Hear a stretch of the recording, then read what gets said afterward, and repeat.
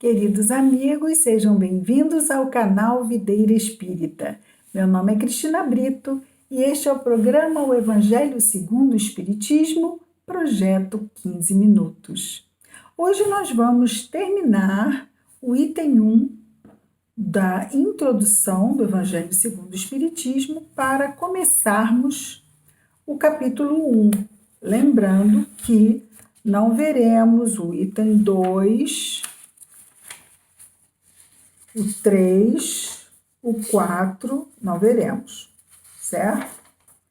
Não veremos esses itens, o 2, o 3 e o 4, porque esses itens vão ser depois mais aprofundados quando virmos lá o Livro dos Espíritos, quando for a hora de o estudarmos. E também temos alguns significados de termos do Antigo Testamento e do Novo Testamento, mas quando eles surgirem aqui durante o nosso estudo, nós falaremos de cada um deles no momento, certo? Fala também de Platão e de Sócrates, e quem que tiver interesse pode recorrer diretamente aqui à parte da introdução. Nós vamos ficar apenas com esses trechos que destacamos do item 1 da introdução, está bem? Então, o último parágrafo que vamos ver é o último parágrafo do item 1 da introdução, que diz: Kardec, não é? Esta obra é para uso de todos. Cada um nela, na obra, pode achar os meios de conformar sua conduta à moral do Cristo. O que quer dizer de conformar? De colocar a sua conduta de acordo com a moral do Cristo, nos evangelizando. É um processo, cada vez buscando agir mais e sempre mais de acordo com as lições de Jesus.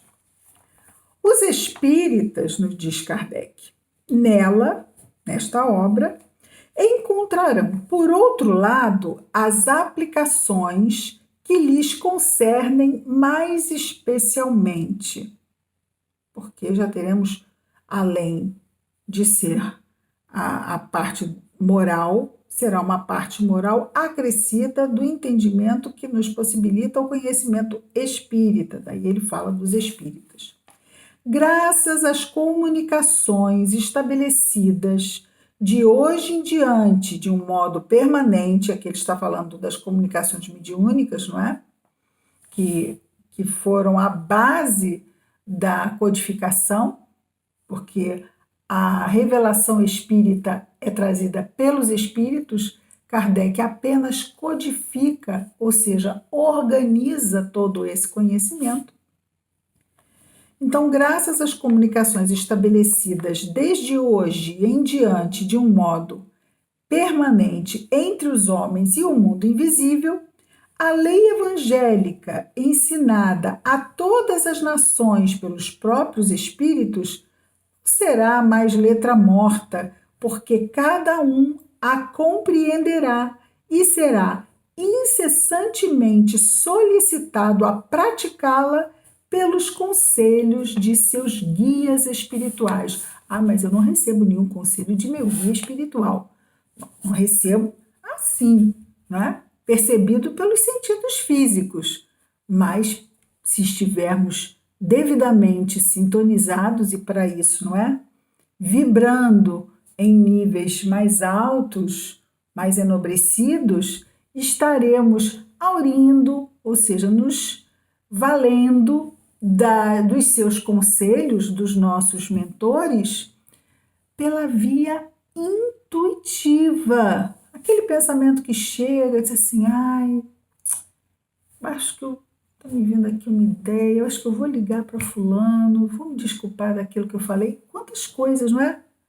Estamos falando de perdão, né?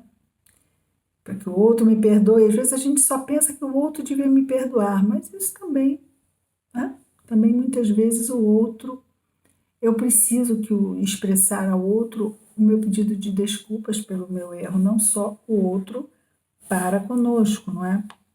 E ele conclui dizendo assim: As instruções dos espíritos são verdadeiramente as vozes do céu que vêm esclarecer os homens e convidá-los à prática do Evangelho. Não existe espiritismo sem o Evangelho dando-lhe o norte moral. Né? Senão seria simplesmente conhecimento, ciência e filosofia sem nenhum tipo de consequência moral. Serve para quê? Não é mesmo? Vejamos então o nosso capítulo 1. Lembrando que o Evangelho segundo o Espiritismo tem 28 capítulos, sendo que o 28º é um capítulo de preces, certo? O capítulo 1 tem o título de Eu não vim destruir a lei. Então já é um capítulo que chega chegando falando de Jesus. Foi ele que disse: eu não vim destruir a lei, mas dar-lhe cumprimento. Nós temos no Espiritismo a informação de que temos 3 revelações divinas até hoje, no futuro virão mais, 3 revelações divinas que foram dadas à humanidade. A primeira revelação, os 10 mandamentos, o Decálogo, recebidas por Moisés lá no Monte Sinai, no Êxodo, né, na saída dos hebreus da terra do Egito, onde eles foram prisioneiros, né, escravos por tantos anos.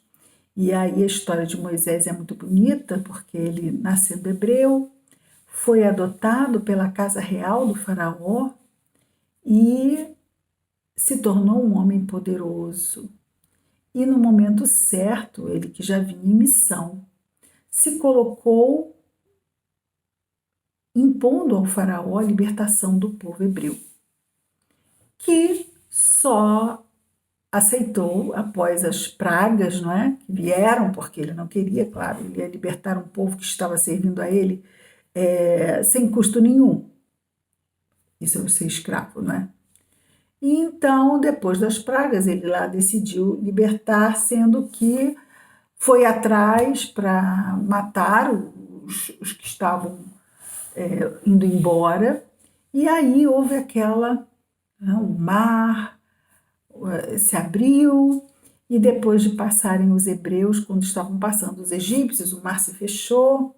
Foi essa saga, depois disso 40 anos, vagando pelo deserto, porque era uma distância bem curta, né? E, no entanto, eles ficaram lá dando voltas, e levaram 40 anos, porque aquela geração que saiu do Egito não podia entrar em Canaã, porque entraria com todas as suas viciações daquele tempo. E nessa peregrinação pelo deserto foi quando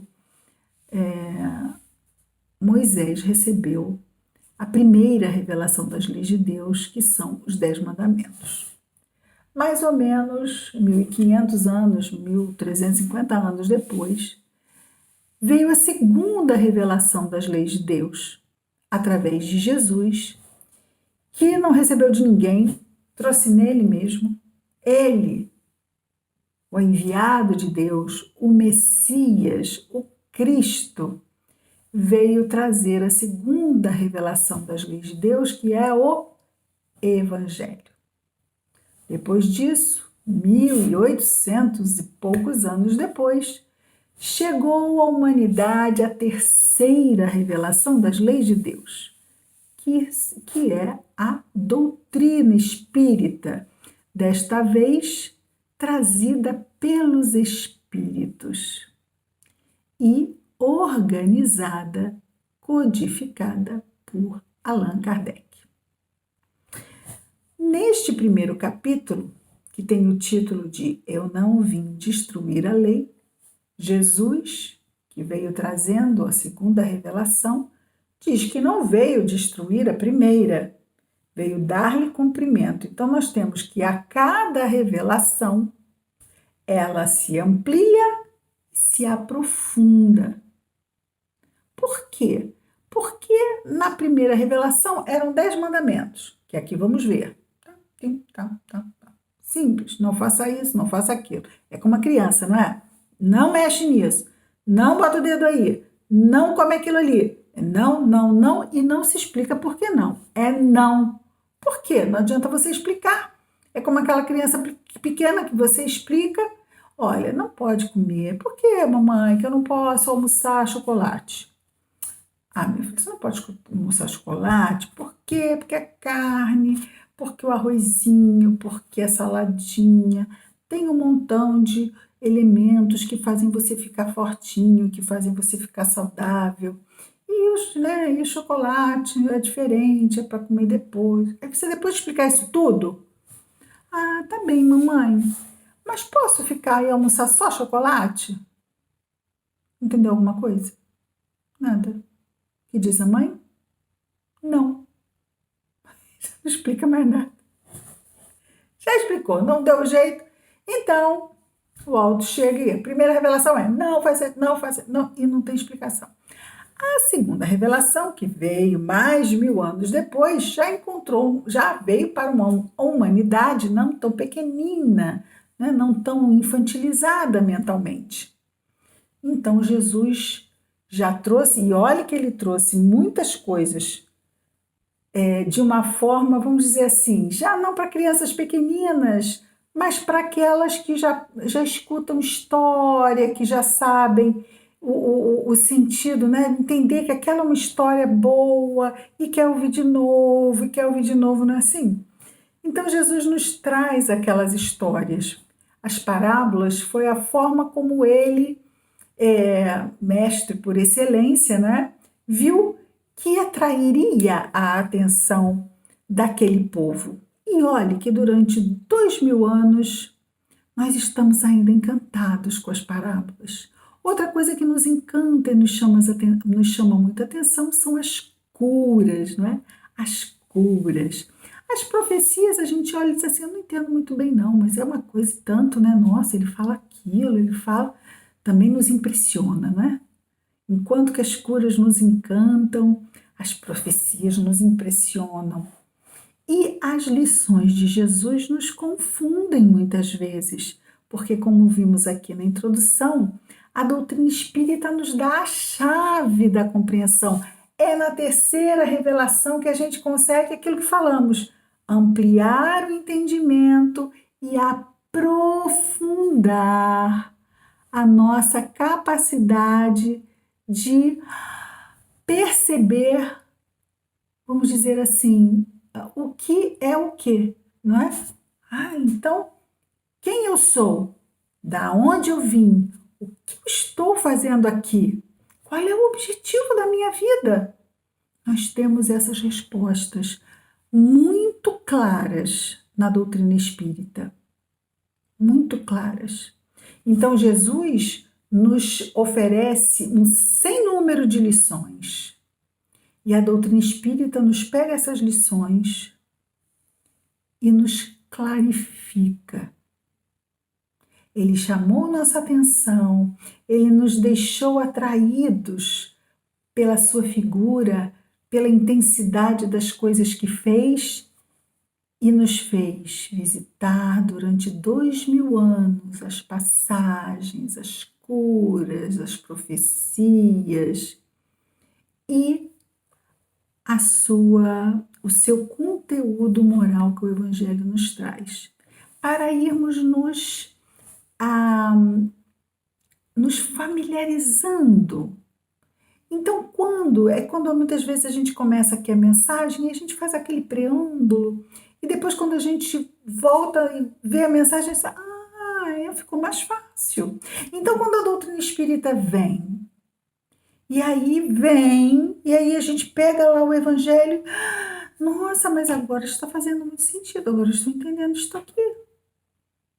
Então, é isso que nós vamos descortinar com o estudo do Evangelho segundo o Espiritismo. E amanhã, então, nós vamos começar efetivamente com o item 1 do capítulo 1 do Evangelho segundo o Espiritismo. Estamos ansiosos para chegar amanhã. Muita paz a todos. Até amanhã com mais um programa, o Evangelho segundo o Espiritismo, projeto 15 minutos. Muita paz a todos.